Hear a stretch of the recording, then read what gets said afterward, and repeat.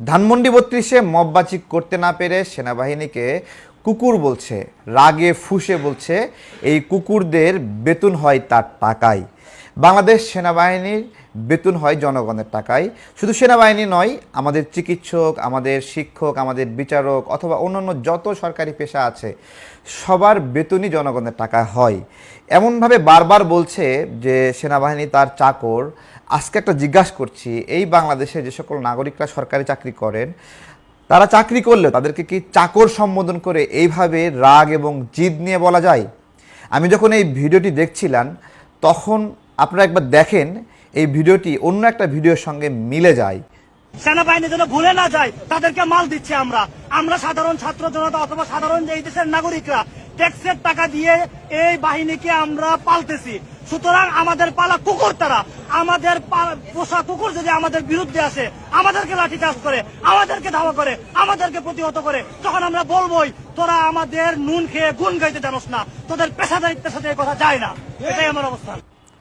আপনারা দেখছিলেন এই ভিডিওটি যে কি পরিমাণ রাগ এবং জিদ নিয়ে এবং ঘৃণা নিয়ে বলছে যে সেনাবাহিনী কুকুর।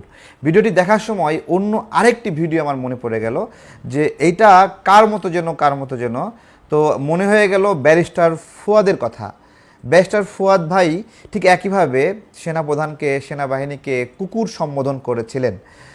সেনাপ্রধান হচ্ছে হাসিনার আর একটা গোলাম কুকুর। এক কুকুরের বাচ্চা দিয়ে আর এক কুকুরকে স্বাধীন করা যাবে না। আমরা যখন কুকুরকে দেশ ছাড়া করেছি, কুকুরের বংশ সহ উৎখাত করে দেশ ছাড়া করব। কুত্তা দিয়ে যদি দেশ শাসন করার দুরভিসন্ধি করা হয়, সেনাপ্রধানকে বলছি আমরা লক্ষ লক্ষ আবু সাইদ বুক পেতে দিয়ে ক্যান্টনমেন্ট উড়িয়ে দেব। হাইরে ফুয়াদ ভাইয়ের আবু সাইদ হওয়ার শখ জাগছে। আপনি যদি আবু সাইদ হওয়ার সাহস রাখতেন তাহলে এই গণ অভ্যুত্থানে আপনি আবু সাইদ হইতেন, দুই হাত প্রসারিত করে আবু সাইদের মতো দাঁড়াইতেন। আর ক্যান্টনমেন্ট যে দখল করবেন, এবি পার্টির অনুমোদন নিয়েছেন? যে এবি পার্টিও আপনাকে বলছে যে ক্যান্টনমেন্ট দখল করবেন, চলেন যাই? বা এবি পার্টি এ ধরনের সাহস রাখে? এবি পার্টিকে সাথে করে নিয়ে যাবেন, নাকি লুঙ্গি পরে গেঞ্জি পরে নিজেই ক্যান্টনমেন্ট 1971 সালে লুঙ্গি গেঞ্জি পরে যেরকম মুক্তিযোদ্ধারা গেছিল ওই রকম একাই ক্যান্টনমেন্ট দখল করতে যায়? তো আমি স্মরণ করে দিতে চাই হাসনাত আবদুল্লার কথা, পাটোয়ারির কথা, আক্তারের কথা।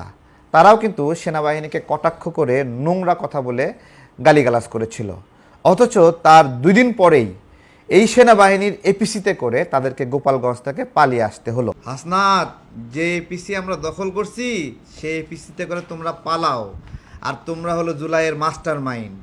যখন ভালো থাকে, মেজাজ ফুরফুরে থাকে, তখন সেনাবাহিনীকে গালি দিতে ইচ্ছা করে, কিন্তু যখন চিপাই পড়েন তখন সেনাবাহিনী খুব প্রয়োজন হয়। এমনি সময় বলেন যে সেনাবাহিনী ব্যারাকে ফিরে যাক, কিন্তু যখন বিপদে বলে তখন সেনাবাহিনীকে বাপ ডাকে। এই যে ধানমন্ডি ৩২ ভাঙতে গেল কিছু মানুষ, শেষ পর্যন্ত আমরা দেখলাম যে পুলিশ এবং সেনাবাহিনীর ভাইয়েরা এই মব সৃষ্টিকারীদেরকে পেটাচ্ছে এবং ভালোই পেটাচ্ছে। যখন দৌড়াচ্ছিল, দৌড়ের উপর যখন পেটাচ্ছিল, তখন আমার খুব ভালো লাগছিল দেখে যে শটগুলো দারুণ ছিল। এবং একজন বলছে যে সুমন ভাইকে ডাকছে। তো আমি বললাম যে কী ব্যাপার, সুমন ভাইকে ডাকে কেন? তারপরে বোঝা গেল যে তাকেও 2টা বাড়ি দিয়েছে এবং সুমন ভাইকে বলতেছে হল থেকে ছেলে পেলে নিয়ে আসেন।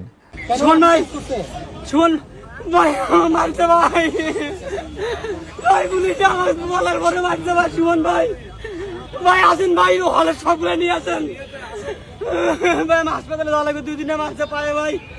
পিনাকি ইলিয়াস কিন্তু সারাদিন ভালোই হাওয়া দিছে এবং এই আন্দোলনটা শুরু হয়েছিল যে ঢাকা কলেজের শিক্ষার্থীরা এখানে আন্দোলন করতে যাচ্ছে বা তারা আসছে। পরবর্তীতে আমরা ডিসি মাসুদ ভাই তার একটা স্টেটমেন্ট শুনলাম। তিনি আসলে ওয়্যারলেসে অন্য এক জায়গায় তার উপরস্থ কর্মকর্তাকে রিপোর্টিং করছিলেন যে স্যার এরা বেসিক্যালি শিবির এবং আরও ফোর্স লাগবে। এটাকে জামাত শিবির এখন প্রচুর নেগেটিভলি নেওয়ার চেষ্টা করতেছে, তার পদত্যাগ, তাকে সরাই ফেলতে হবে, এরকম বিষয়। বাংলাদেশের নাগরিকদেরকে উদ্দেশ্য করে বলবো, পুলিশ যে এখানে মব সৃষ্টিকারীদের উপরে ব্যবস্থা নিচ্ছিল, কঠোর হচ্ছিল, আপনারা কি এই ঘটনাকে সমর্থন করেছেন? সেনাবাহিনী যে লাঠিচার্জ করছিল, এই ঘটনায় আপনারা সমর্থন করেছেন। সেনাবাহিনী এবং পুলিশের অনেক কাজে আমাদের অনেক বিরক্তি আছে, অনেক অপছন্দ আছে, কিন্তু আমি এক বাক্যে বলবো বাংলাদেশের প্রত্যেকটা মানুষ এই ব্যবস্থা গ্রহণকে সাধুবাদ জানিয়েছে। এবং এই যে মব সৃষ্টিকারীরা যে ঘৃণা উদ্গীরণ করছে, দেখেন তাদের মনে কীরকম ঘৃণা, যে সেনাবাহিনীকে কুকুর বলছে, তাদের ভাষাটা দেখেন একটু।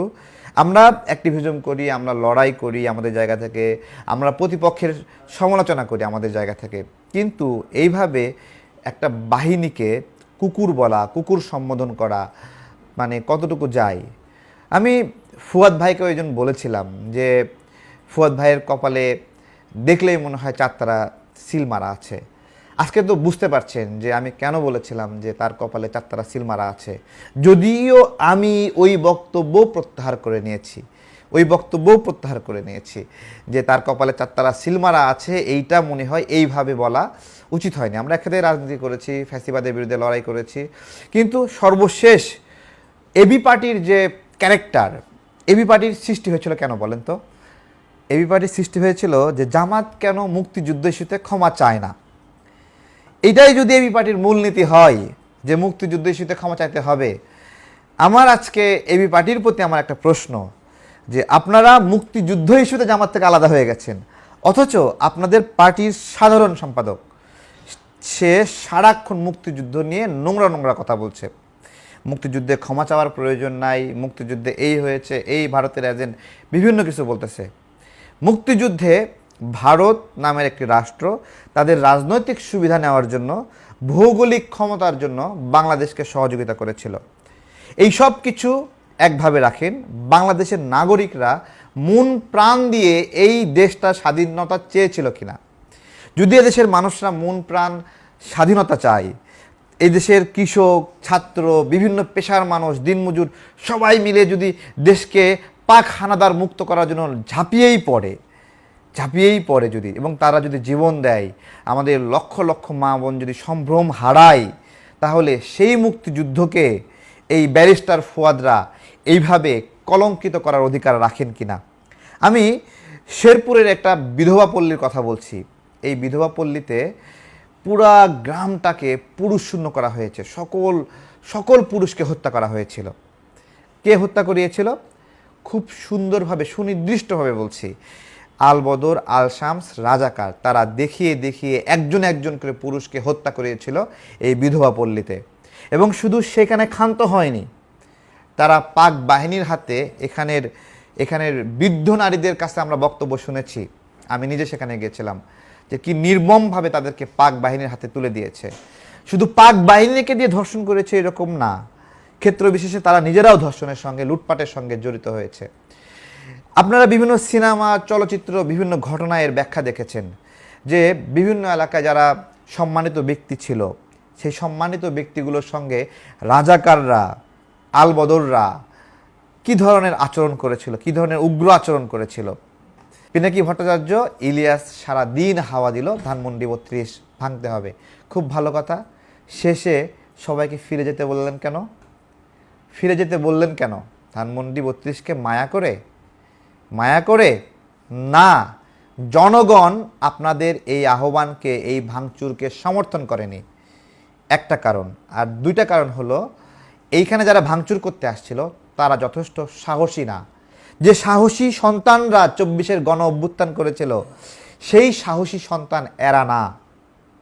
সেই সাহসী সন্তানরা যদি ধানমন্ডি 32 ভাঙতে আসে, ধানমন্ডি 32-এর একটা ধূলিকণাও থাকবে না। সুতরাং এখানে যারা এসেছে তারা সেই ছদ্মবেশীরা ছদ্মবেশে থেকে কখনো আওয়ামী লীগ করে, কখনো বিএনপি করে, কখনো গণ অধিকার করে, এবং তারা ভিন্ন বেশে থেকে বিভিন্ন ধরনের অস্থিরতা, অরাজকতা তৈরি করে। এই ছদ্মবেশীদের রূপ আজকে প্রকাশ পেল, যে এরা বাংলাদেশের গর্বের সেনাবাহিনীকে কিভাবে দেখে। বলছে তাকে ধানমন্ডি 32 ভাঙার অধিকার কেন দেওয়া হয়নি, এই জন্য সেনাবাহিনী কুকুর। চিন্তা করতে পারেন আপনারা? সেনাবাহিনী, আমার কাছে আশ্চর্য লাগে যে যখন ফুয়াদ সাহেব সেনাবাহিনীকে কুকুর বলল, সেনাপ্রধানকে কুকুর বলল, ফুয়াদ সাহেবের গায়ে একটা ফুলের টোকাও দেয়নি। এই যে ছেলেটা সেনাবাহিনীকে কুকুর বলল, গায়ে একটা ফুলের টোকাও দেয়নি।